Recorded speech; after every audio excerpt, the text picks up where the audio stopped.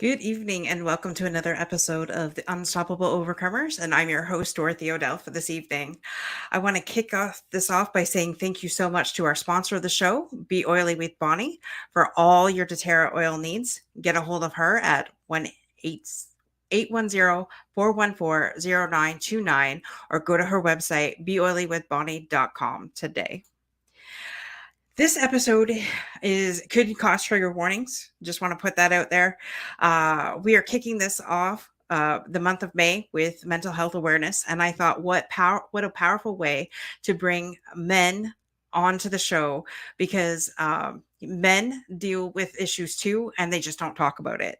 But I am super excited to bring to the stage Drew, Mark, and Andrew Maisonville to the show. Welcome, guys. I am excited to have you here. This is going to be a powerful episode. And, a lot of men suffer in silence. Women have a tendency to talk more where men don't. And all of you I've been associated with all of you over at least the last 6 months. And it's becoming very apparent that, men need help too, as well, and that's why I brought you men here together. So Drew, if you could start us off by sharing a little bit about your story, who you are, and we'll go from there. Absolutely. I began my professional career in healthcare for 24 years, and after I left unceremoniously here, and my life began to change. And I always start my story is saying in July of 2015, I learned from my best friend that my wife was going to leave me. We went through 3 years of mediation to keep the kids out of the court system. And in April 2018, my divorce was final. Through myself, my own 50th birthday party on October 6, 2018. A week later, or 2 weeks later, actually, I was let go from my job. I had reported a HIPAA violation, and 2 weeks later, I was let go. 10 days after that, my son had suicidal ideation. I was with him for 40 days straight until we found him some help. And then Christmas Eve in 2018, my father passed away. So my message really is that things happen all around us. It's inevitable. It's part of life. Our thoughts about those external circumstances really dictate our next course of action. And in 2018, like I told you, 4 major life events tested me. My divorce, for which I blame my wife. My job firing, for which I blame my boss. My son's mental wellness issues, for which I blame myself. And the death of my father, for which I blame God. Challenged me to learn more about myself. And I want to let you know that for 20 years, more than 20 years, I wasn't really living life. I was going through the motions. Did you know that 95% of our brain activity is unconscious? We are on autopilot for most of our waking hours. How many of you have ever felt like your life was on autopilot? How many of you ever suffered in silence? How many of you are sick and tired of living that way? I know I am. I learned that I forgot how to really listen to somebody. I forgot how to be my true self. I lost my authenticity. Empathy abandoned me. I lost my self-identity. I knew I had to do something or else I was going to give up on life. I began telling my story to anybody who would listen. It was cathartic. It helped me heal. I no longer felt alone. I found clarity of purpose in my life. Things I once saw as barriers became opportunities. I took action. I changed many things in my life, and I'll share 3 of them with you here. First, I replaced regret with forgiveness, so I no longer lived in the past. Second, I replaced fear with desire and faith, so I no longer worried about the future. And finally, I replaced my victim mindset with gratitude, so I'd be anchored in the present moment. And I'm still a work in progress. Are you ready to learn more later so you can begin writing your own story instead of having others write it for you? Are you ready to begin now? Choose wisely, because there's no better gift than the present. What I do now, I'm a chief resilience officer with Profit Compassion. I empower men to be a better version of themselves. Encouraging men to shift their mindset by sharing their story empowers them to improve self awareness and begin to practice self care, all to boost self confidence. This is important because isolation and conformity kill desire and faith. I'm known as the men's real catalyst speaker. I'm a mindset mentor, and I host 2 compelling podcasts. And I have a book coming out called I'll Have What She's Having, Memoir of a Reformed People Pleaser. Thank you so much. Thank you, Drew, for sharing your story. And sorry, guys, Mark had to leave. Mark is a fireman out in Lakeland, or around the Lakeland area, Florida, Lakeland, Florida area. And he's actually at work. And I thought, great if he could join us, because part of what he's going through, his department has lost 6 guys recently within their department due to suicide. So I know that his story is powerful, but he is at work. And if he can come back, great. If not, well, as you heard the beep, beep, beep, that was them getting a call. So I just messaged him, and if he can come back, great. But if not, we totally understand. But I plan on having Mark back at some point, because I mean, to lose 6 guys to suicide in a short period of time, not only, is that hard on the department, it's hard on the families. And when you're a first responder, they all work together as a family. So those 6 families' lives were affected, on top of being in the firehouse as well. So if he can come back, great. If not, then we're definitely going to have him come back. But Andrew, super excited to have you on. Andrew is actually local, so I'm excited to have a local local person as well. So Andrew, tell us a little bit about your story. Well, I mentioned earlier that I was a lifestyle coach, but I wasn't always a lifestyle coach. I was a broken person, just trying to find my way for a long time. And I don't have much time to tell you my life story, but I'll get right into the part that I believe really changed me. We were having twin boys, and we ended up losing one of them. Tragically, they blamed us for the death of my son, and so we lost our kids, we lost everything. I wasn't able to keep the house anymore. So in the end, they convinced the mother to, if she ever wanted a chance to get the kids back, that she had to leave or separate from me.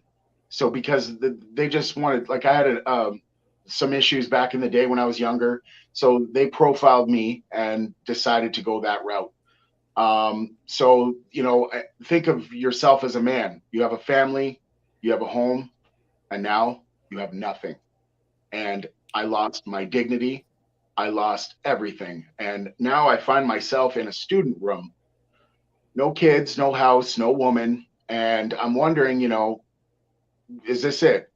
And I remember I was partying. I turned to drinking. I turned to drugs.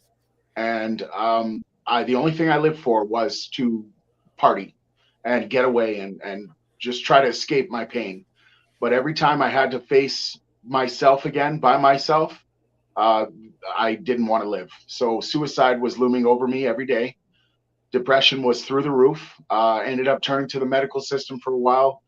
Those meds made me a lot worse, pushed me closer to suicide. And, we had to go through court for those 2 years, and only to, get cleared by the coroner finally after 2 years. So, we knew we didn't do anything, but they still put us through the ringer. And so by the end of it, we come on the other side, we get our kids back. But I don't know if you know this, but when you go through something like that, your family never recovers. So we got the kids back, my daughter, my son, my remaining son. But, we were robbed of our opportunity to grieve for my son, Jaden. We were robbed of our opportunity to grieve for the destruction of our family. And so when we came back, it was a rushed process, and we fought, we argued, we couldn't get along. And ultimately, we had to make the decision to leave each other. And, it's not about me or her being toxic. It's about what happened and the toxicity it created. So that put me on a path by myself for a while. And I started doing videos in 2017. The videos made me feel better, but I didn't realize I was starting to impact other people. So once someone showed up on my doorstep and gave me a hug and told me, you're really helping me change my life. Thank you so much. And they were crying. That made me responsible. And I had to make a decision right then and there, stop or go all the way. So I did go all the way. And I realized that while I'm healing other people, I'm also healing myself. Just right now saying this, I'm healing and I feel it. And I'm not afraid to get vulnerable. I'm not afraid to cry on air or in person. But life is really tough. I was going to check out, guys, and I decided to fight. And I started incorporating health and fitness. For a while, I didn't and slipped and got really big, and I was 334 pounds. But I fought. I got it off, and now I'm in the best shape of my life, thanks to Jermaine, of course. And where I'm at now, sky's the limit. And now I'm in a world where I can help teens. I can influence them to steer off on the right path and not make the mistakes that I made when I was younger. And I realized that, I may have been abusive verbally and physically at one time towards women, towards men, towards anybody, not kids, of course. But I was really abusing myself. And I wasn't facing the voids that I had. And I led a life where I was trying to fill those voids for years. And once you lose something, you can't fill it again. So I just want to say that where I'm at now, I'm very happy and I'm very content. My peace of mind is through the roof. And, I love making food for people. And I also take a piece of my life coaching and put it into the food. I leave little inspirational notes on the boxes that I give to people. Anything I do is to inspire and uplift others. So that's where I'm at now. And I'm grateful because I was ready to check out. Thank you so much, Andrew, for sharing that story. That is powerful. And guys, if you're in the Windsor area, Windsor, Ontario area, definitely you got to get the experience that Andrew offers with his chicken wings. My husband and I had them last Saturday, and when he showed up at the door, he was right. There are inspiration sayings on the packages. I still have those packages because they're reusable. So each time we go to use these packages, my husband will see those messages. So thank you. And the wings are truly an experience. You might even, Drew, have to come to Windsor, Ontario. I may have to get the experience, the complete experience. So definitely, thank you both for being vulnerable enough to share your complete story. And that is why we're here, guys. This is why I wanted to kick this month off, Mental Health Awareness Month, with such powerful stories. And as women, I don't think we realize the just what it is that men go through, right? And yes, losing, and Andrew, I am so sorry for the loss of your son. And as a woman, she handles it differently than a man would. And hearing how, your side of the story, which men don't like to talk about their feelings usually, has been my experience. And I'm really wanted to bring light to this situation so that as women, we understand what it is that you guys are going through. It's not to say that we know that you go through something, but you guys don't talk about it usually. And it's hard for a woman to say, okay, and sometimes when you guys don't talk, we shut down because we don't know how. We're fixer. Well, speaking for myself, I'm a fixer. So I want to make sure that my spouse is okay, that he's great and that everything's wonderful. And I don't know, if you don't talk about it with me, I don't know how to fix it. And I don't know, what to do. So that's why we're here sharing this, so that each of us understand, coming from both sides, both of the sexes coming, instead of the battle of the sexes, we're going to help, because I want to reverse the battle of the sexes. I want to bring us together. Right. And I heard the saying this week, and I absolutely love it. Healing is sexy, no matter if you're a man or woman. Right. And so by men being, could you imagine if the entire world was healed, what our life would be like, what our world would be like? Holy cow. And that's what, be the change. That's my message. That's what the message I've been getting is, be the change. So that's why I had you guys here. So so Drew, I'll ask you first, what is, when you were going through those things like your divorce and your dad dying and your son, attempting to kill himself, did you feel that you had any support? I knew I did have support. I didn't feel like I did. And that's us playing with our own minds. We create our own narrative in our brain. So I at the time didn't realize my brain was a tape recorder. So any negative thought I was thinking or anything I was saying, I've learned now that our subconscious just knows us. Mhm. It doesn't know the difference between us and other people. So when I'm blaming other people, my brain thought I was blaming me. And the more you say that kind of stuff, the more it anchors, the more you believe it, and you end up creating a habit. Mhm. So no, I didn't think I had support. I also shunned my support system. I turned away from God because I blamed God for taking my father. Yeah. I did blame my wife for the divorce. It takes 100% effort on both sides in a marriage. So I now know I played a major part in, that. I so no, I really thought I was on an island all by myself. Right. Okay. And Jermaine is just popped up, so I just want to bring Jermaine into this conversation. So we are recording. Jermaine, I know, has been on our show on episode 99, but his story is so impactful, and we're here today to talk about. We're starting off May with Mental Health Awareness Month. And I thought, what a great way to, like I said, if you're just joining us for the first time, what a great way to bring men into this equation, because men generally don't talk. So, Jermaine, if you could share your story, because I know your story is powerful too. And, what it is that you've gone through, and the mental, what it's taken emotionally and mentally for you to get to where you're at. So if you could briefly share your story. Well, at first, I'm gonna take you back to my childhood, and I was 18 years old, and I received a phone call from one of my sister's friends, and she said that they couldn't find her. So right away, I was like, what do you mean you can't find her?" So eventually, we found out that my sister went to the uh, she went swimming with them, and she ended up drowning. So that was a big hit on me at 18 years old.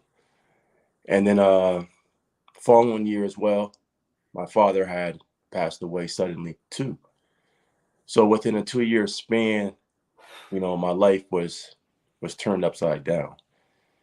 And I tried to think about ways to overcome it, to just feel better about myself. And and at that point in time, this was 20 something years ago. Uh, like counseling and all of that was it was kind of it was done but unheard of, especially with our community. So I never really spoke to anybody about this, and it took years upon years to get through it, because at the point in time I tried to get through it really quickly, and I tried to block it, and I tried to block it by playing sports. And because I was always in sports, which was a good outlet for me, and it kept me from doing things that was going to hurt myself, for sure. Kept me on a positive note, but it still didn't allow me to deal with, which was deeper, that I kind of suppressed.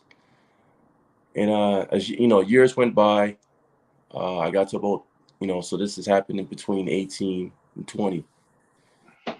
And about 12 years later, my mom had got sick and she passed away. And it was Christmas. It was Christmas, and that was too unexpected. I didn't expect anything like that. My mom hasn't really been sick, and it was just something that just happened quickly. And at that point too, I still was almost still grieving from when I was 18 and 19. Like my heart didn't feel full. It felt like there still was a void. And when I would reminisce, I would get kind of emotional and stuff like that. But when I did get emotional and I did release it, it did make me feel better. Um, so now we're taking me to now, which I was 2020, and I got diagnosed with cancer.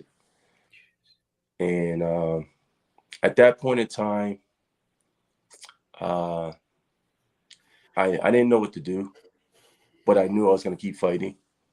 I knew I made a vow to myself that I would be the most optimistic person with cancer. And I said, it doesn't matter if it's good or bad, I'll embrace it all. I'll learn from every situation.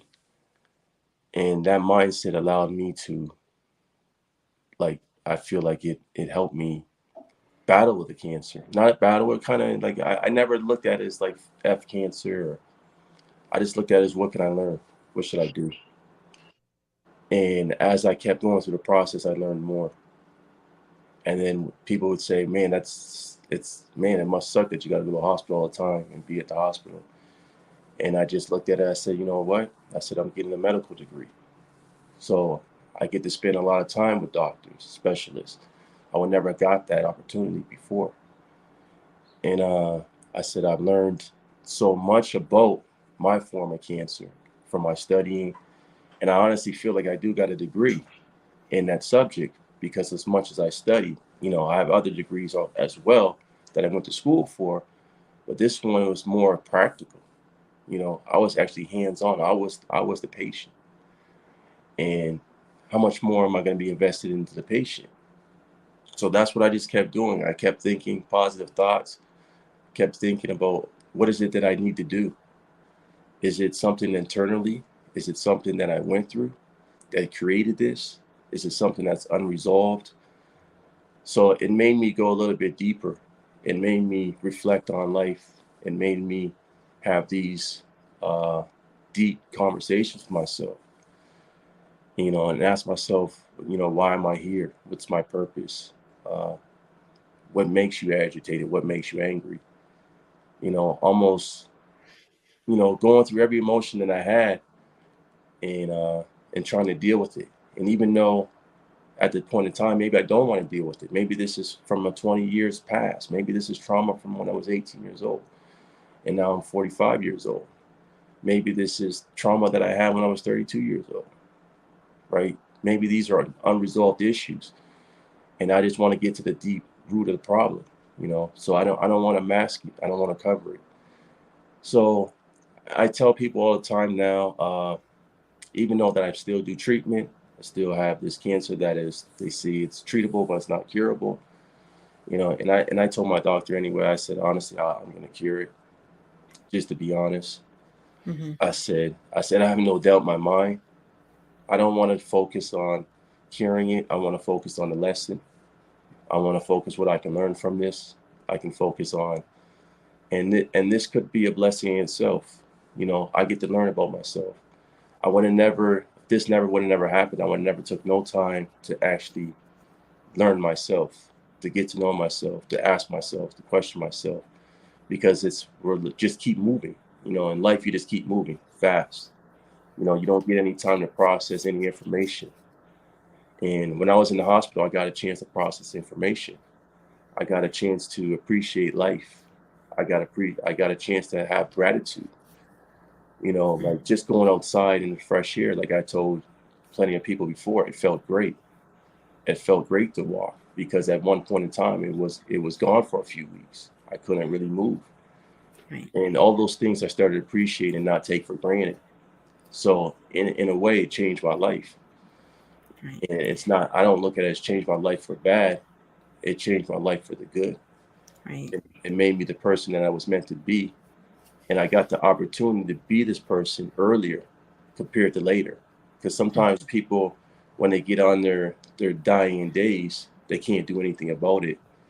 But I still have a good chance to do a lot of things about it. And I got a lot of things that I can share with others, and to bring more awareness to cancer, And I said, I told people, I said, I'm the ambassador of cancer in Canada. I am. They said, well, there's no such position. But I said, I'll make it one. So I'm the ambassador. And then by being an ambassador, I got to go do what I have to do to bring enlightenment to cancer and to change the narrative about cancer and to actually build something and do something a different way so we can actually be able to treat this and cure this. Absolutely. Thank you so much, Jermaine, for sharing your story and how powerful that is. And I noticed the connection between all three of you guys is that at first, it was a different mindset. You definitely went through a mindset shift from blaming to taking on ownership and really empowering yourself instead of being the victim.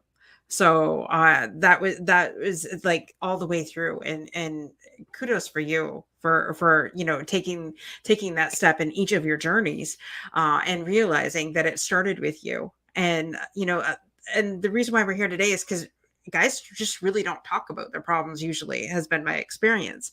And that's why we wanted to each one of you has such a unique story that you're bringing to the table, and the things that you went through. Like Drew, I know Jermaine's just coming on. So Drew, went through a divorce. He went through losing his dad. His son tried to commit suicide and all of that, and got a divorce, lost his job, wrongfully. And then Andrew's story, losing his son, and then him and his wife being blamed for the death of his children until it found out that, or his child, and then finding out after years of hell that, wait a minute, no, they weren't the ones to do that. And then Jermaine, all that loss at such a young age, and then getting cancer, but thriving through it all. And the whole reason why I started this show was to give a platform for people to share their story, so that the people listening could understand, wait, I'm going through that too, and I don't give up. That there's always somebody that is going through something, but don't make a huge decision in the moment to end it because you think it's too hard. And with 136 people dying by suicide per day, and it could be any one of the combinations of what you gentlemen have been talking about, that could easily have taken somebody else out. But you guys all decided, no, I'm staying, I'm fighting, and for what I believe in, and fighting for others. And that's why we're here today.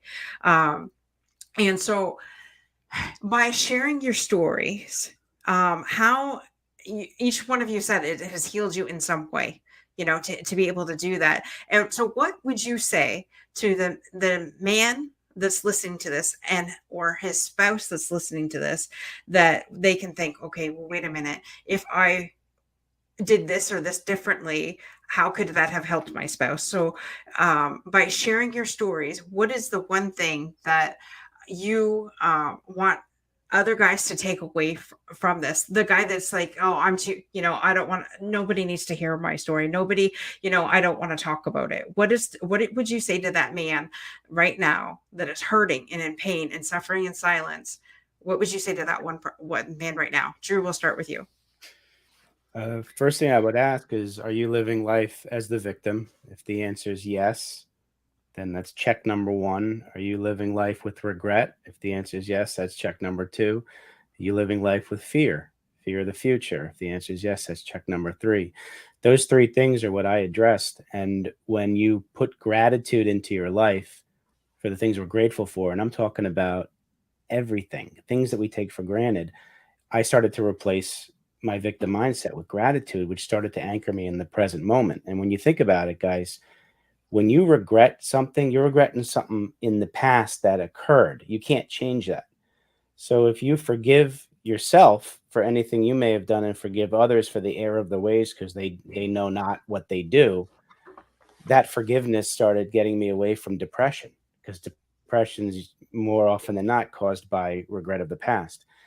Anchoring gratitude and forgiveness allowed me to look forward, and I began to replace my fear of the future. We can't change that either. So I replaced fear with desire and faith. First two chapters of Napoleon Hill's Think and Grow Rich. Desire, what I want to be, who I want to be, and the faith that I'm going to be that. And just you think about what you do for your brain. We talked before, your brain's a tape recorder.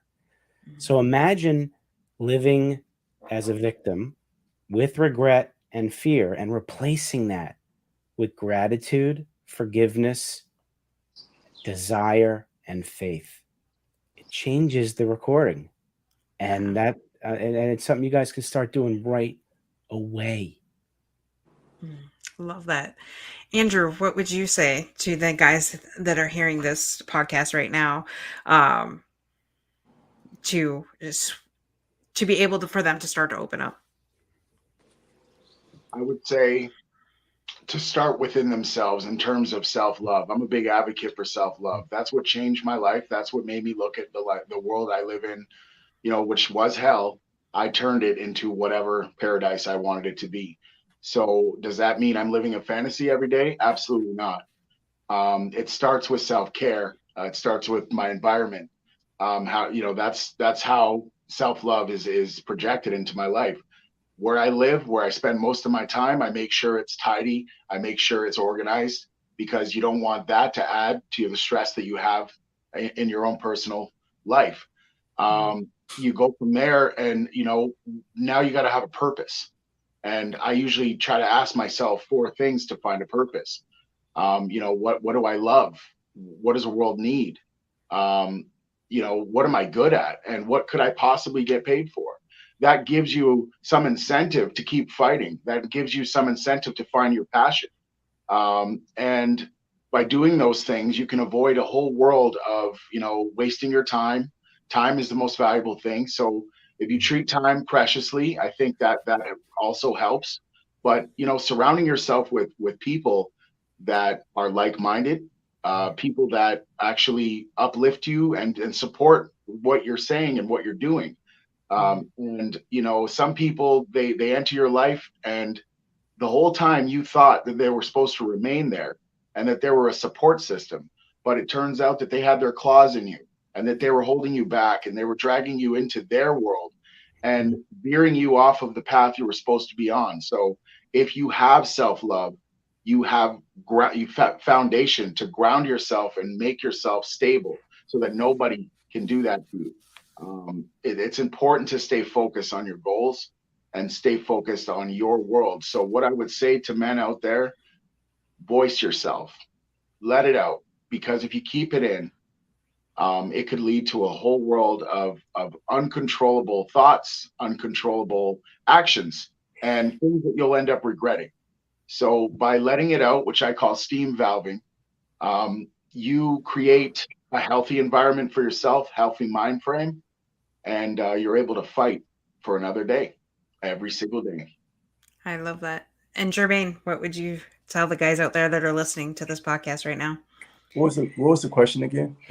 If for the men that are listening to the podcast right now, that are in the situations where you guys were, where they're ready to give up, they don't talk about their feelings, they're bottled up and just bleeding, like basically like a ticking time bomb ready to go off, what would you say to that gentleman right now that he could use to change that situation, to get him over to the other side?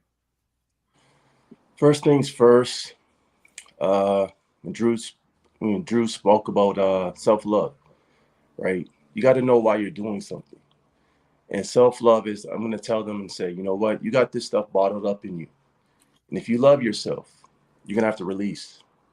When we run, when we work out, we release sweat.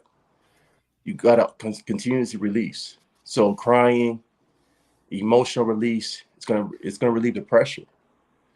And I'm going to tell them, you want to be more like water, more like water, not so acidity. Because you have a pop, you shake the pop, you keep the lid on. As you're shaking it, when you open it, it explodes. You're like water. You're calm. Sometimes you can crash. Sometimes you can be soft. So you shake the bottle. When you put down the bottle, it's still cool. So think about those things in you. So if we're taking in acid, which is poison, toxic, whatever it is, and you're taking it in this bottle and you're never releasing it, you're eventually going to explode.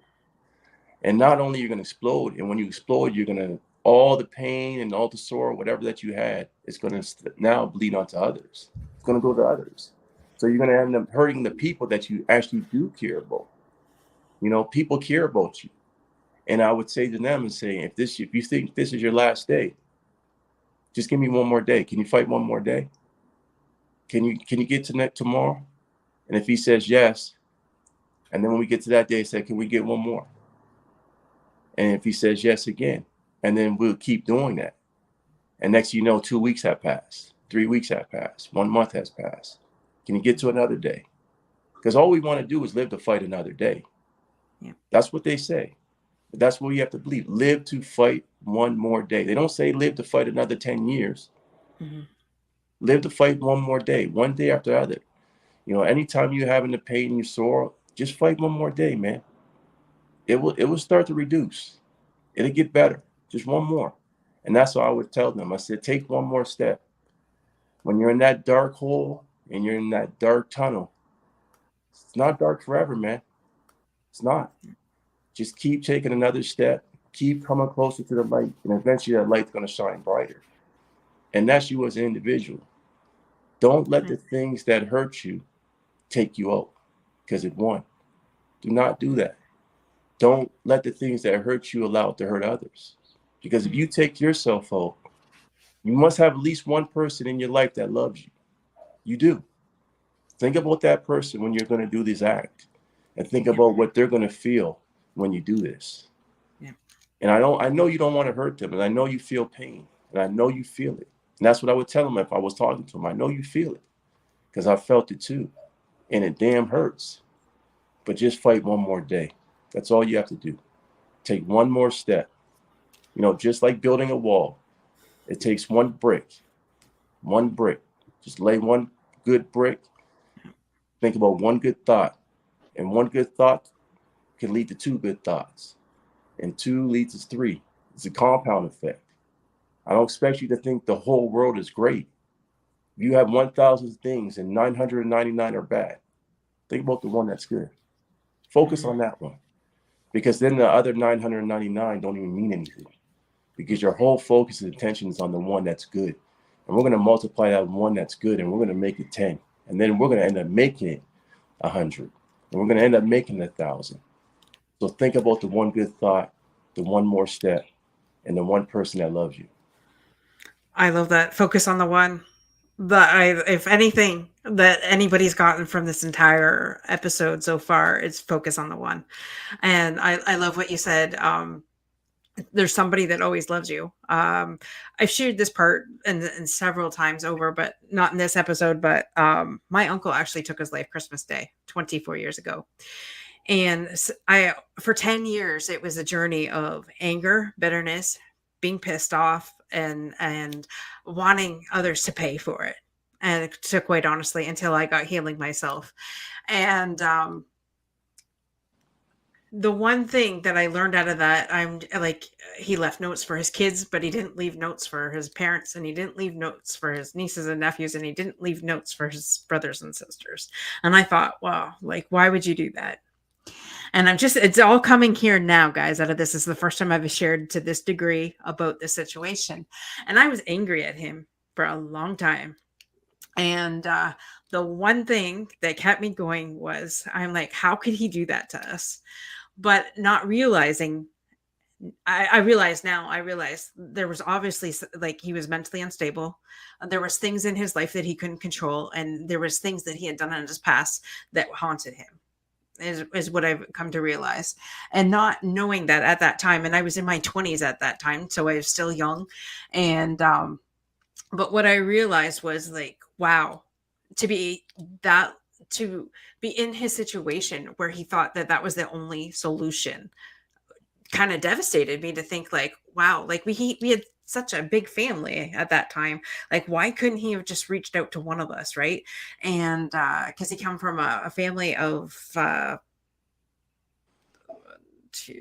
there was 5 kids in the family. I called the Fab Five. I don't know why I had to think about that now, but they were I called them the Fab Five. So, and my dad was the oldest, and so I'm thinking, like, why couldn't he just reach out to us? But to think that he was in that moment that low, really affected me. Now that I've been on this healing journey myself, and thinking, okay, I never want somebody to feel like that ever. And in the moments, and I'm not going to tell you that life has not been full of those moments for me where I thought, hey, crashing my car into a tree would be a hell of a lot easier. And I don't have to deal with this shit. I don't deal with the pain.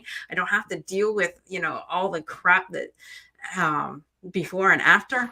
But what kept me, it was my nephews. And thank God my brother, at that time we were like, why did he do this? But he got, at a young age, he became a father.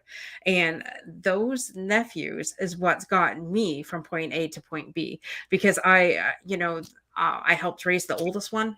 The mom took off at a very young age.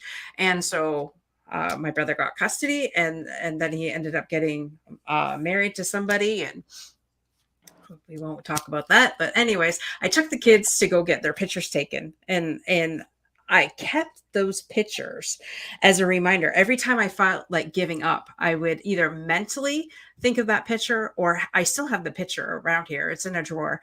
But I would take that picture out and think, I will never let life take me to such a degree that I would end it, because what message was that leaving for these kids? And today, when I'm not saying I'm perfect. There's still days that I was just like, okay, I wish I was on a beach somewhere, or life would be a little bit easier if, but I never give up, because I remind myself still 20 years later of those pictures. Right. So whatever you got to do, like Jermaine said, whatever you got to do, take that next step, the one step that's going to lead you to the next step. And as women, we have support groups that we tie heavily into. And so I know Drew has started a men's vulnerability group. I don't know the proper name for it, so correct me. You can correct me if I'm wrong. But and I would like every male that is on here, because yes, he's in the United States and 2 of you are from Canada, but that doesn't mean that we can't all connect. The pandemic has done one great thing, and that is connect us all globally. So do you think, number one, besides Drew, are you guys connected to a tribe, and has that helped you? And if you, let's start with that. So we'll start with Andrew. Since I started Drew last time, we'll start with Andrew. Do you think, do you have a tribe, and if so, do you think that has helped you get through sometimes after that you're dealing with now? When you say tribe, what exactly do you mean? Okay, so when a group of men that you can count on that help you thrive through to the next, so in my tribe, we have a tribe there's 8 women that we get together bi-monthly now, and we do not let each other give up on each other's dreams. We're there, if we could count on them, if we're going through something, we just reach out, and one of them is there to help lift that person up. Do you have that in your life? Is the first question, and if so, has that helped you? I would say yes, especially right now, doing these podcasts every night with Jermaine and our other friend Vic. That has been more healing than I thought it would be. I actually thought that I already kind of healed on some of those things that we talk about, but once we do that, it's like more layers. And that's the one thing I noticed. There's always more to heal. It's a nonstop process. And, in terms of men's vulnerability, I'm an advocate for having an ace. I call it an ace. Have this one person in your life. You may not talk. I just spoke on this yesterday with Jermaine. You may not talk often. You may not hang out often, but no matter what you're going through, whenever you pick up that phone, they're going to talk to you, and they're going to give you sound advice. Every one of us needs one of those. So I do have one of those. That's my first cousin. And, a lot of men, a lot of people, but a lot of men specifically are taking their lives because of a lack of encouraging word. And, for us here, to have this ability to speak on these things, that creates an environment for these men to come and open up. So my tribe is currently, I believe it's not done growing. I believe it's just getting started, but I know that the process started internally for me. I may not be the chief, if you will, of the tribe, but I started the healing in here, and now I'm out here speaking to others. And the one thing I love is there's 3 of us here, and all 3 of us can learn from each other. There was supposed to be 2 others. If they were here, we would all learn from them too. We all have a different story, different paths, and I just believe that, when people isolate themselves, that's when the problems start. And so what we're doing here is not only a healthy avenue for us, but it also shows these vulnerable men, or these men that need vulnerability, that there is another door. And so that's what I would say. Okay. And Jermaine, what about you? Yeah, I have I would say it's a tribe. I have some good friends that whenever I need to speak about anything of importance, they're going to be there. They've known me for some years. They're supportive. They're going to give me sound advice. They're not going to just always agree with me, which is good. If I'm doing something that's not correct, they'll check me on it. What's what I need. And then also, yeah, I do this, me and Drew, we've been doing this Facebook Lives, and another guy. So it's been good. It's been some wounds that I thought were healed, but weren't healed. Right. And I'm going back and trying to heal them. So it's allowing me to get out a lot of things that I suppressed and bring to the surface, because healing doesn't just start with what you eat. It doesn't start with what you do. Sometimes it starts with what you listen to and what you get out. So every day I feel like I got a detox. That's my thing. Detoxification. Detoxing through sweat, detoxing through tears. And I don't mind sharing the tears now, because if you notice, every time you shed tears, you become better, feel better, because it's a release. Right. And every time you go work out and you sweat, it's a release. You feel better. So to me, that's a commonality. Right. So release, and then put something back into you that's good. Just like you would when you're working out. I sweat, I release everything, toxins within my body. I replace it with good water, good hydration. I cry, I release all those, whatever, it might be sadness, it might be happiness, it might be all these things. And I take in something good the next day. And then eventually I'm healing my body, I'm healing my heart, my emotional is becoming better, my mental is becoming better, all because I'm willing to release. And before, I was probably trying to think I was healing myself, but I never wanted to release. I didn't mind releasing through sweat, but I never wanted to release tears. Tell people, I said, it's okay to cry, it's okay to cry, but pick yourself up afterwards, though, and keep going. And that's what my tribe would say. It's like same thing what I would say to my tribe. Release, get out everything out of you. Your frustrations, your angers, your anxieties, whatever it is that what you're going through. But you got to get back up. you got to get back up. We can't keep crying forever. Right. You got to get Focus back on up. the one. Yeah, you got to get back up. So Right. let it go and let it go. Wipe up your tears, or like I would say, go back to your round. You're fighting for 3 minutes. You go back to your round. You regroup yourself, and then you come back out fight again. But you can't stay in the round. You can't stay on the stool forever, buddy. You got to get back out there and keep fighting again, at least until the end. If it's 12 rounds, let's fight 12 rounds, because we have one life, and one life can be 12 rounds, and we're going to use it. Anybody that's finished their life and they completed their life and they never gave up, everybody won. Right. Everybody won, because you didn't quit. And the only way you quit is if you take your own life.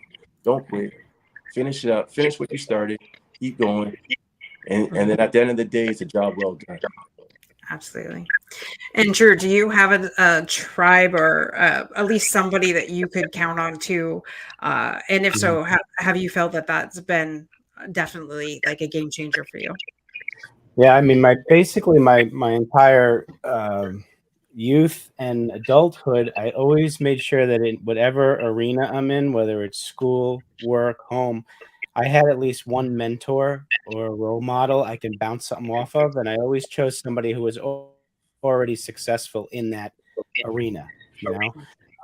And when I formed this men supporting men collaboration tribe, I recruited 8 men across the country who have gone through hell and come through, and they're doing things for the community in all different ways. And I'll bounce stuff off of them. They're my founding members of my group. And I just utilized one the other day. My ex-wife has a boyfriend. The boyfriend reached out to me. He wanted to talk with me because he sensed some things with my son, and he wanted to talk with me. Before he said anything, he wanted to make sure he and I were on the same page. And I'm sitting here thinking, this is my ex-wife's boyfriend wanting to talk to me. The old Drew started thinking, so I called one of my 8 tribesmen, Rick, and I said, hey, listen, the old Drew's starting to creep in my head. I told him the story. And you know, he said to me, he said, Drew, think about the last 7 years, how much hell they have been because you've been at odds with your ex-wife.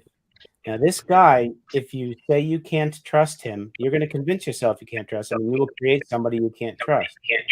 Think about that if you sit and have coffee with him because he wants to help, you know, his girlfriend and help your son. Think about how blissful the next 7 years are going to be. I said, wow. So I said, all right, help me craft an email to him.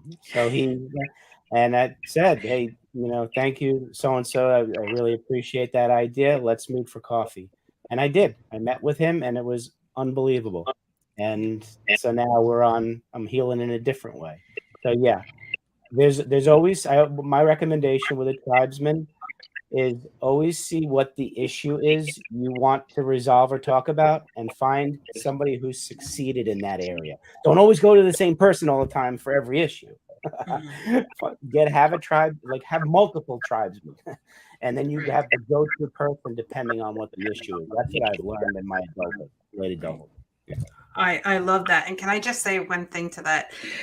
As somebody who is the new wife, at the beginning, it was, and I put myself into her position, in her shoes, where there's this woman coming onto the scene, you know, and I truly respect her. She's the mother, but keeping that open communication and saying, listen, I'm not here to take your position.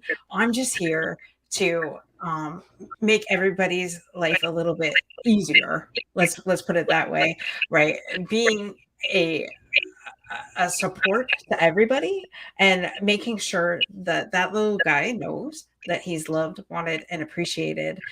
So good for you and I can see at first it being very uncomfortable. And trust me, it took us 3 years to get to the point where we could talk to each other openly. We now, on my son's birthday, last year was the first time that we all got together on his birthday. We went out for dinner, a family unit, to share with him that, wait, you know, we just don't talk the talk, we walk the walk, and we're here for you. And that's why we're here. We're here for you. So, you know, kudos for you for doing that. And so I know Mark is back. So Mark, thanks for joining us. So if you could share, you know, who you are, your background, and I did, when you had to leave, I did mention to the audience that you know, that you're a fireman, and that the reason why we wanted you here is because you had lost 6 people in your department to suicide in the last little bit. So that's the lead in that I had left when you left. So, but I know you're much more than that. You are an amazing guy, and I want the world to know who you are and a little bit about your story. Well, thank you. Hopefully I don't have to go back out again, because it's I'm currently on duty right now. So, you know, a good day for me is a bad day for a lot of other people. I've been a firefighter since 2006. without going into too many war stories, have realized over the last few years what mental health and what vulnerability really means. I had an incident 2 years ago now that kind of spurred, that made me realize that I wasn't okay. It was a 3-year-old drowning, and it was right after my son's 3rd birthday. The call went, we got him back, and Dorothy, you've heard the talk I've done on it. Got him back 2 weeks later, found out he was brain dead, and they took him off life support. Battled it for 6 months of before I found out exactly what happened and what the end was, and fortunately found out that the family decided to donate, and 5 other children got a second chance at life because of the loss of that one. But some of that happened from it to me is I started having that feeling of feeling my hands that I felt when we were trying to revive this young child, and it came back every time that I helped. I went to go hug my son, to the point that it was painful for me to hug my son, which made me realize that I wasn't okay. And through a lot of talking, a lot of opening up, I've been able to get to a point that I don't have that feeling anymore.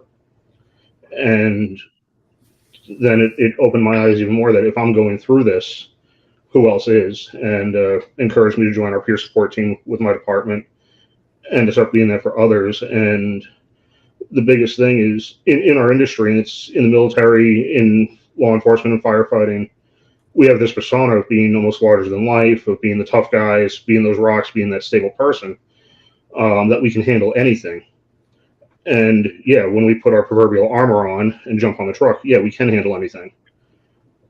But it's what happens when we get back, what happens before that call comes and what happens after. And realizing it, that we're not taking care of ourselves because we have this stigma of being the tough guy, that guys aren't becoming vulnerable, and that leads to issues at home, issues at work. It leads to a lot of substance abuse issues, and guys not wanting to open up and talk. And I found by sharing my story and by sharing myself and opening myself up with some of the issues and things that I've dealt with, especially with our junior members of our department, it's encouraging them to open up and get more and get help and start talking now, so they don't end up into a point that I was at, and unfortunately, into a point that 6 of my brothers have been at, where they ended up taking their own lives. So this is mental health has become an extremely important thing for me, because I've realized, if it happened to me, it happened to anyone, and I don't want anyone to have to go through what I went through. So I heard a little bit talking about your tribe, and I'm assuming that that's your support structure around you. Exactly. Yes. I've built, and I'd like to talk about that a little bit. I don't have just one little tribe that I deal with. I have multiple little tribes within my my big tribe of people that I go to for certain things, and people that will check me, will listen, people that understand. Because there's a lot too in this industry that people can experience secondary trauma just by me sharing my stories and getting into the details. And my wife, a lot of times, like, you share too many details when I talk to her, and she's like, yeah, you ran a car accident. Okay, cool. No big deal. And I go into the detail that it can cause that secondary trauma. So having those people that you can rely on, that understand, that can listen to you and help you through it, and just getting it out, and just being able to be real with yourself, to allow yourself to be real with others, and not be afraid of any judgment that may come. And I think that's the biggest thing, especially with men, is we're afraid that when we start sharing our personal experiences, sharing what we go through, and how we're feeling with others, that they're going to judge us. They're going to look at us as we're less than, that we're not there, that we're not the tough guy. And that's the complete opposite. As I've gone through my journey, I've met, worlds of amazing people that, by the experience, just by, first looks, by, judging the book by the cover, you wouldn't expect, that ended up being huge softies when we start talking. And opening up their experiences, and come to realize, I'm sure everyone here has seen it, and I hope everyone listening, watching this podcast, that one of the most courageous things you can do is being real with yourself and being real with others, and being able to open up. Mhm. One of the bravest things you can do is to step up and say, "Hey, I'm not okay," and then just start reaching out for help and saying, "Hey, I'm not. I I don't identify myself as a firefighter. That's what I do. I can't think of anything else that I would enjoy doing, love as much as what I am. Um, but first and foremost, I'm a husband, I'm a father, Mhm. and that's how I define myself. And I think, and far too often, especially in that industry with first responders, they define themselves by the job that they do, and they feel they have to live up to those expectations. Right. And thank you for sharing that, Mark, because I know that working with the veteran world and first responder world the last year and a bit, it's like you're expected to put this, like you said, the cape on because you're the superhero, right? But what people don't realize is once you're done, like you still have to deal with that trauma that you just seen. Running into a burning building and rescuing somebody, that's gonna leave something there, right? And if you don't deal with that, and then having a stigma of, oh, just suck it up. I hate when I hear people telling their kids just suck it up. No, why don't you just suck it up, right? Because I'm like, I won't even start on that dirt road, because sometimes that can be a little bit that's my trigger point, working on that. But is that something that you guys feel that you've been told your life, like, oh, just suck it up, and do you think that that's why you guys suppress things for so long, because the society is like, no, just suck it up, man up, let's go. And I hate that term, man up. I hate that, but that's another one of my trigger points. But have you guys dealt with that in your career or in your lifetimes, and whatever whether it be at home or in the workplace? We'll start with Mark. 100%. I had a junior member that I talked to recently going through a lot, and the guy's only been on 2 years on the job, and he felt that he couldn't talk about it because of the stigma around it, because everyone's gone through it already, and he felt like because he didn't have the time. And it's like, looking at him and talking to him about it, this is the time to do it. Had I known back early in my career what I know now, I would have started talking to people 12, 13 years ago, and identifying those things. And as I look back at my career, I found triggering incidents every time that my career started to become a little rocky. Everything where it wasn't going as positive as I'd like to be. I found a common thread through the entire thing, through my entire career. Every time it started to get a little rocky, and realizing now that how it affects me, so I can do it. In the fire service, it's kind of interesting, because that old suck it up buttercup and move on is changing, because we're trying to bring more. There's a shift, there's a movement to bring more into the mental health and the mental hygiene and mental well-being, and being able to be vulnerable and take the cape off. That I'm seeing the old guard, the guys with 20 plus years on, that are still in that old mentality of, nope, you can handle it. If you can't handle it, get out. And the young guys, 18, 19, 20-year-olds that are coming in, that, where it's more accepted in that generation to talk about what's going on. And I'm stuck right in between, watching this happen in front of me, which is really interesting, seeing the change, that it is becoming more acceptable to talk about, and we're not getting that. We're breaking down those barriers that, there's a time that you have to suck it up, and there's a time that you don't. For me personally, I take time every shift to go out back behind the firehouse and just look up at the stars, and just sit out back and just, listen to sounds of the area around me, and disconnect from everything that's going on. Right. And I find that the nights that I don't do that don't go as well as the nights that I do. just taking that thing and taking that time for myself. Right. I think I answered that appropriately. Can I pick the next one? Andrew.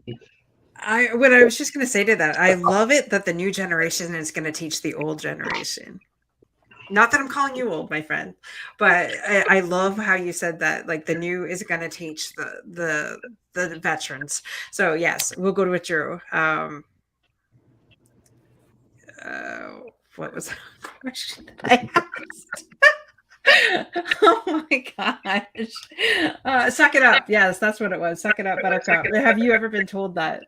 And if so, did that fuel you or put the fire out? Well, Andrew or Drew? We'll go, let Andrew go.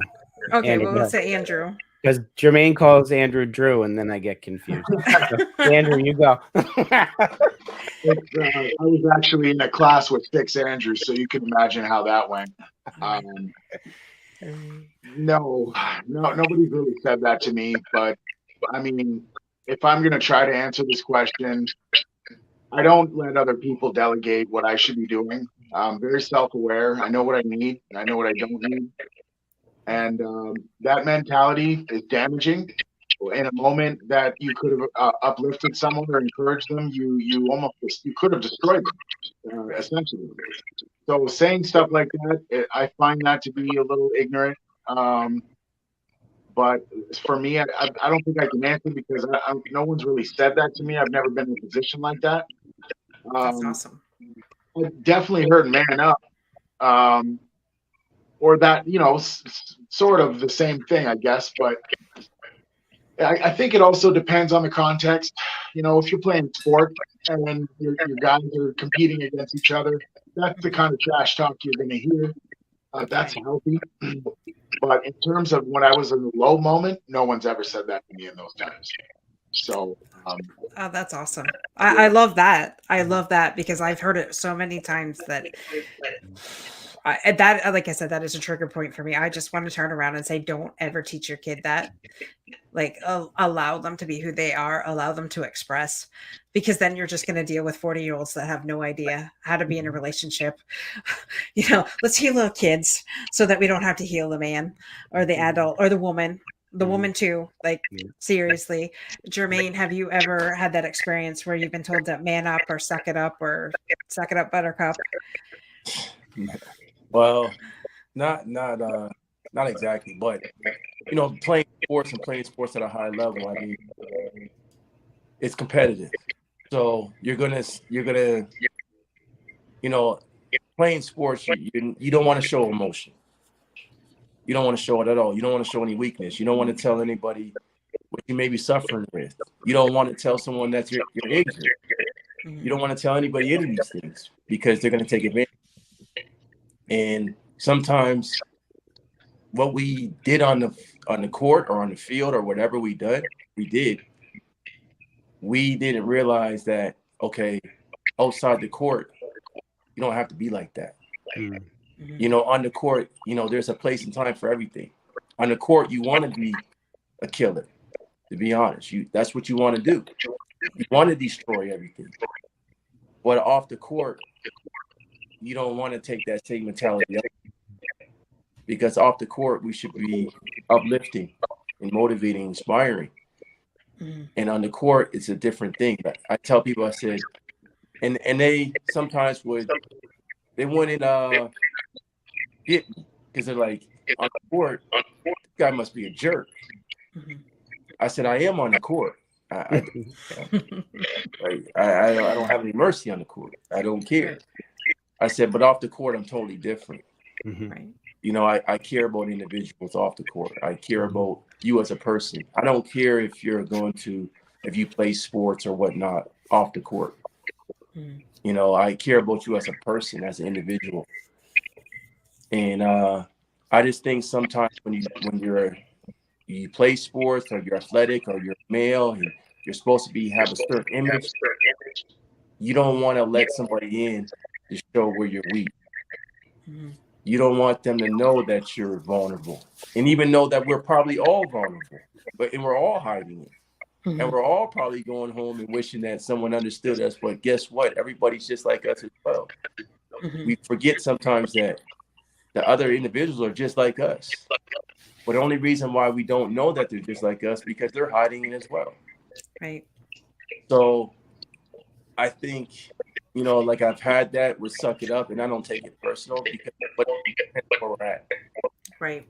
You know, if we're playing a sport and it's competitive, it's like, man, you got to suck it up. Come on, let's go. Right. You know, now if you're at the low point, I'm telling you to suck it up. Well, that might be the wrong advice. You know? A little bit, yeah. Yeah, I get that. So sometimes you have the right advice, but you're giving it at the wrong time. Right. You know? So someone could say, you know what, don't play the victim, but depending on what situation they're in, that's appropriate or could it be not appropriate. Right. You know, it's great advice, and we don't want to be the victim, but just look at the circumstance of where this person's at this time that you're giving this advice. I love that you said there's a time and a place for everything, and I think it's a context. Yeah, I think the context I was trying to make was like if you know your son's crying and you just tell them to suck it up, right? I don't think that that's appropriate. I think, you know, and I'm not saying coddle him, because, you know, I think there's a fine line and a fine difference. You know, when you're on the court, I'm with you. I'm 100% competitive, so I'm going to kick your ass on the court. But when it comes to like life and teaching our the next generation, or even hearing it ourselves, just suck it up. Like you've gone to a call, like Mark said, you've seen some horrific things, and your boss is telling you to suck it up and get out there. That's wrong, in my opinion. We should be there for each other. Drew, what has your experience been through all that? Oh, not necessarily the suck it up, man up stuff, but it's always been underlying. You take an example of even recently, there were 3 celebrities who were caught on camera crying, and immediately the next day on social media, there are all these memes of them crying. So that's what I mean about this underlying stuff. That's social media, the worst out there, and so is mainstream media, because they basically say it without saying the words. When you mock people when they shed a tear and they happen to be on camera, shame on them. So, you know, you, Dorothy, you know that I use the term man up. I was on a podcast and the host said I'm redefining what it means to man up, because my definition of man up is to utilize both strength and empathy. And what that means is be empathic and compassionate for individuals.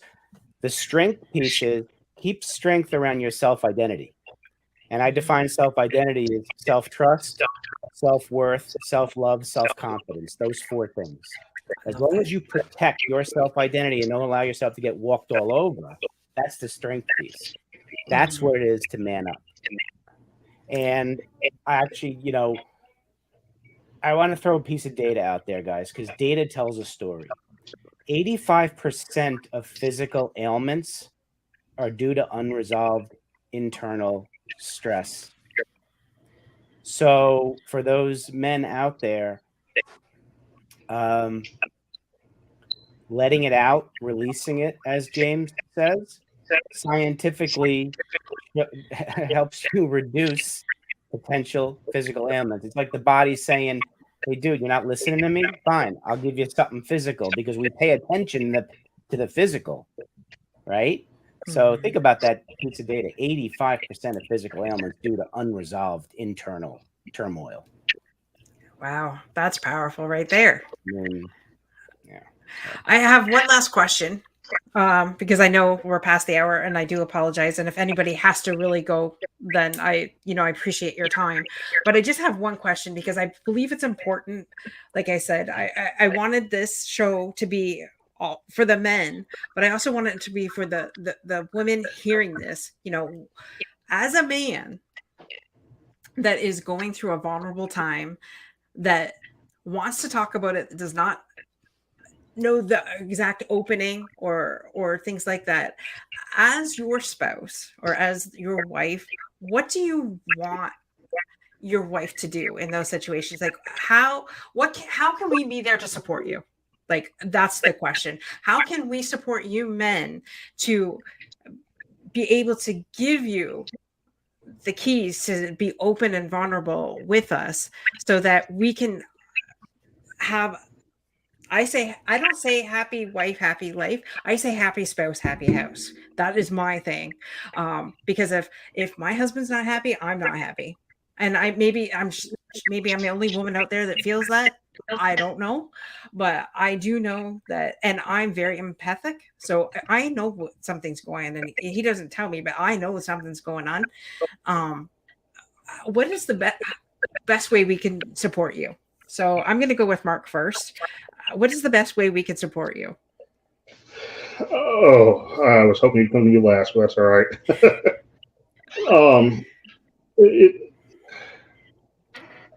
Honestly, I run into a situation because my wife has a background in mental health and mental health counseling. So for me, with her specifically, she falls into that therapist mindset. And it's like, I have to remind myself, I don't need a therapist right now, I need a wife. But what it comes down to is just being able to listen and understand and just being there. We want to talk to somebody, and the person that we should be able to be the most vulnerable with should be our spouse or a significant other, and that should be judgment free because we should be able to build each other up. The same thing works, if your spouse is, if my wife is going through something, and it's being able to be there and just listen. We just want to be heard because a lot of times in the circles we run in, we're not always heard. Or it's that mentality that we don't want to open up right there because we don't want to be perceived as weak or less than. So it's just being supportive, being that ear, being that shoulder to cry on, and not trying to fix anything or give advice, just to listen. And that's, for me, that's the biggest thing. I just want someone to listen. And that's pretty much it. Just that shoulder to cry on and that empathetic ear. Perfect. Thank you so much. So Drew, I'm going to go to you next. And I know that you guys, I know you guys have been divorced and through that, but for your future spouse or future girlfriend, what is it that you would like them to know? Well, for me, you hear people say 50%, 50%. It's 100%, 100%. First of all, in a relationship, I got to give 100%. She's got to give 100%. What I educate a lot of people, what I will do for the future girlfriend, future wife, will be the first 3 words in every sentence are the most important 3 words, most important words in this sentence. So, please, without judgment, please just listen. It's setting expectations. So the 100% accountability on the man to set expectations with the woman by saying, I just need you to listen. I'm just venting. Please don't judge. And I'm not looking for advice. I'm just start it out there, because then the 100% accountability falls on the woman to respect that. What I have seen a lot is a woman may give their man permission to be vulnerable. The man will do it, and body language speaks volumes. The woman will roll eyes, shrug shoulders, or huff. That's going to get the man to shut down. So if you give permission to your man to be vulnerable, pay strong attention to your body language. You need to believe it and mean it when you say it, because what a lot of women do is shame. And Brene Brown has a great talk on shame. So I would do first 3 words in every sentence. Men, you're 100% accountable with that. And women, be 100% sure that when you give permission for your man to be vulnerable, that you mean it and you watch your body language. Thank you. Andrew, what would you say? What was the question again? So to your future wife or girlfriend, what advice would you give to her so that she could support you in being open, vulnerable, and having that connection in the relationship? When it comes to human behavior, I think the best thing is sharing the person's story. So in those moments, if she notices I'm having a rough time, the best way to get me to open it up would be to share something that she can, kind of resonate with me. But attentiveness is always something that I agree, or I would say. And, wake up every day and ask yourself, how can I make my partner's life easier today, every single day? And when you wake up with that mentality, it changes your approach. And like Drew was saying, we shut down when you shame us. Well, if you remove that veil, now we can actually see each other for what we are, and we can conversate. And the idea is to create a comfort zone between you two, where you can be vulnerable with compassion and zero judgment, because compassion is the opposite of judgment. And you want to make sure that you're encouraging and not deflating. You want to make sure that you're opening your arms and not turning your back. And I think a lot of people with their like Drew kind of nailed a couple things. By your body language is key. You got to be engaged. Look at me and talk to me with a tone that you care, not in a way that you're dismissive and my problems don't matter. So that's kind of what I would say. I love that. Thank you. And Jermaine, what would you say to your girlfriend or future spouse that you needed in order to be able to be vulnerable and to open up and to be you?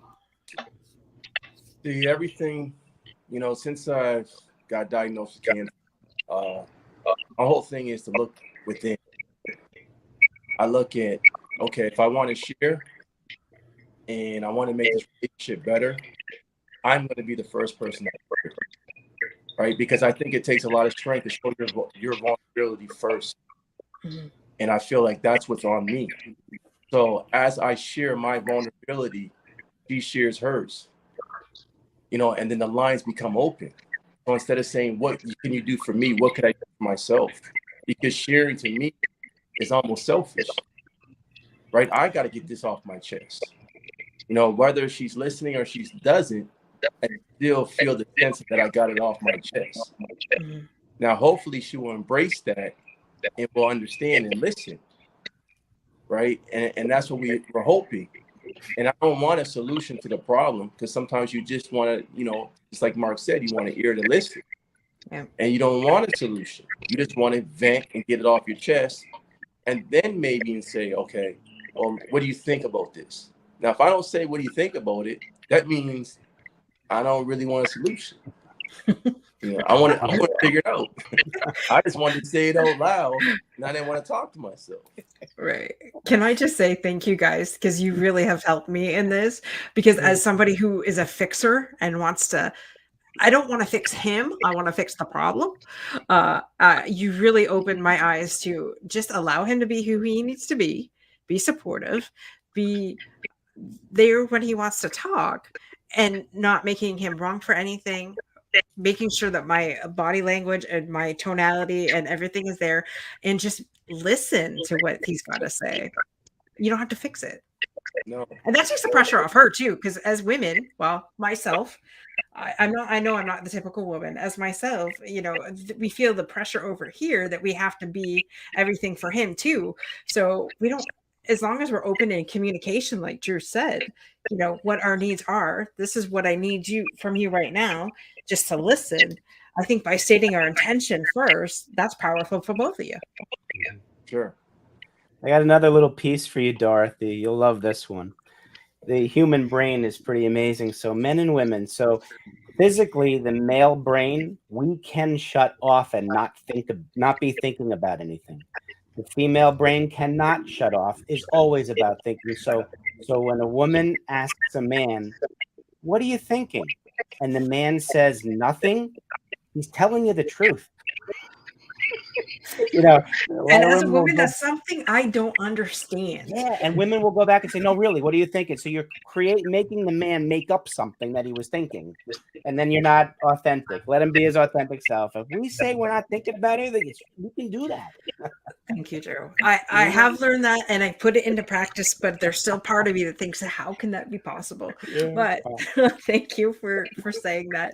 Guys, I just want to thank you so much for being here today, for giving up your Monday night, for being here. And this is a powerful episode. Like the amount of people's lives that are being changed from this episode alone.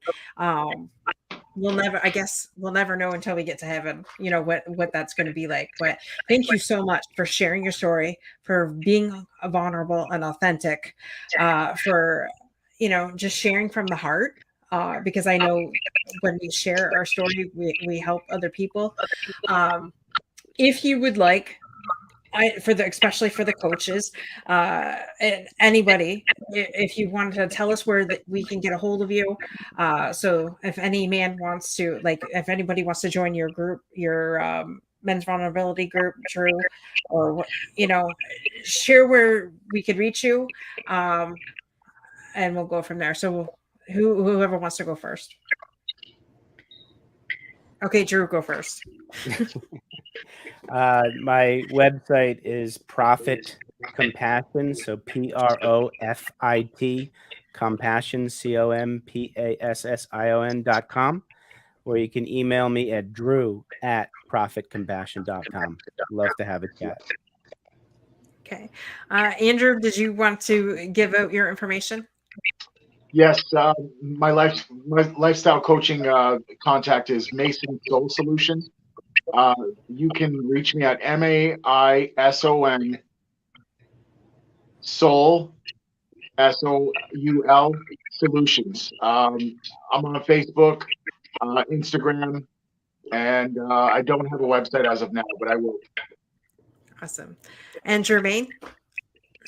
I'm on Facebook. Just look up Jermaine Jackson.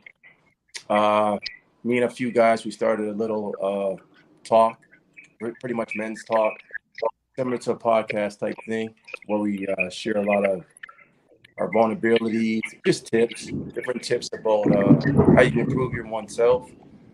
Also, I do a transformation business where I take individuals that are overweight. I try to work on their mental as well as their physical. And that will be on, you can find that information on my Facebook as well. My Instagram is Jermaine, JERMAIN 3 in Jackson. And you can find me on Instagram. So there's a lot of information there, and doing a lot of things as far as men. And, even you guys, I would love for you guys to maybe join us to keep this going. Absolutely.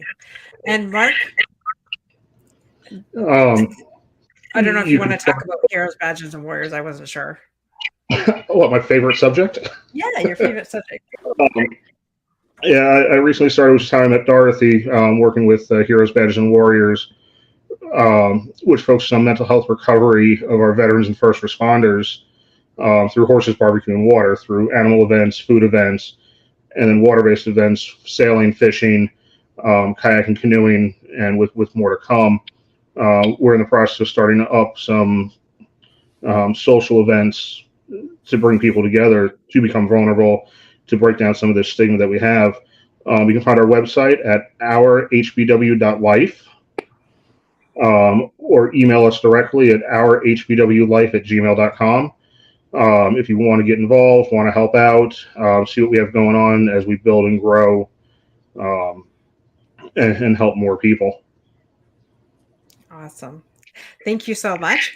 I just want to give one last shout out to our sponsor of the show, Be Oily with Bonnie, for all your doTERRA oil needs. Get a hold of Bonnie. She is actually certified in the Aromatouch technique. So definitely get a hold of her. Go to www.beoilywithbonnie.com or give her a call or text at 810-414-0929. And again, gentlemen, thank you so much for being here, sharing your stories, opening up so that other men too know that they're not alone. And for us women, we now have a better understanding of what you guys go through, how we can be a support system to you. So again, go like and subscribe to our YouTube channel. I continuously to watch this episode and share it with other people, because this episode was extremely powerful. So thank you again, guys, for being here today. Thank you so much. Thanks for having us. Thank you. Thank you. Be unstoppable in all you do, guys. See you same channel, same time next week. Bye.